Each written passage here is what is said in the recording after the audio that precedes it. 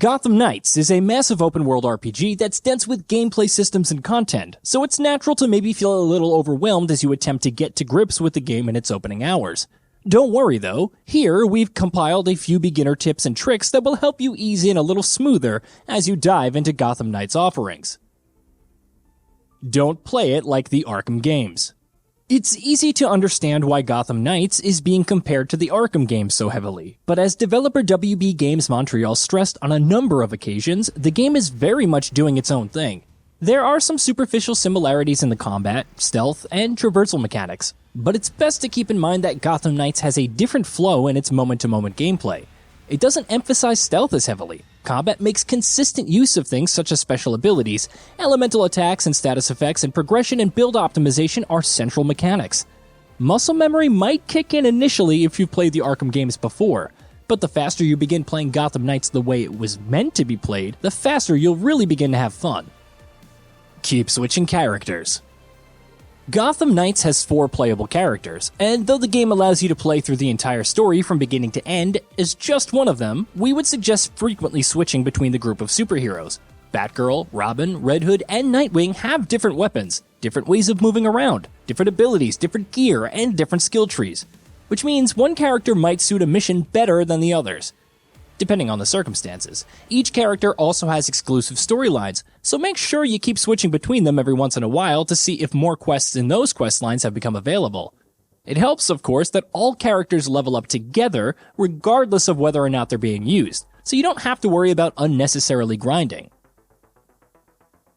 Unlock perfect dodge for all characters. Yes, Gotham Knights obviously has a perfect dodge mechanic, which is exactly what it sounds like. If you dodge an incoming attack at the last possible second, your follow-up attack does extra damage. Whichever of the 4 characters you're playing as first unlocks that ability automatically as part of a tutorial on the progression system, but when you switch to the other 3 characters after that point, you'll be able to decide how to spend those ability points. Even so, we'd suggest unlocking the perfect dodge mechanic for all characters before anything else. You're going to be dodging incoming attacks a great deal in Gotham Knights after all.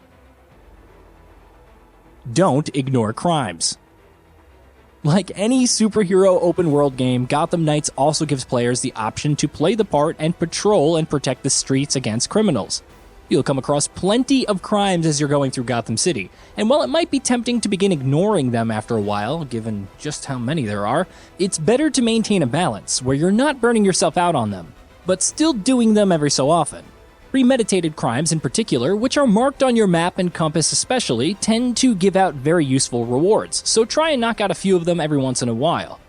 That's also a great way of simultaneously making progress on challenges. Momentum abilities. We mentioned momentum abilities earlier. In many ways, momentum abilities are a big part of why Gotham's combat works differently from the Arkham games. Fights will drag on and maybe even end poorly if you only use your equipped melee and ranged weapons, which is where momentum abilities come in.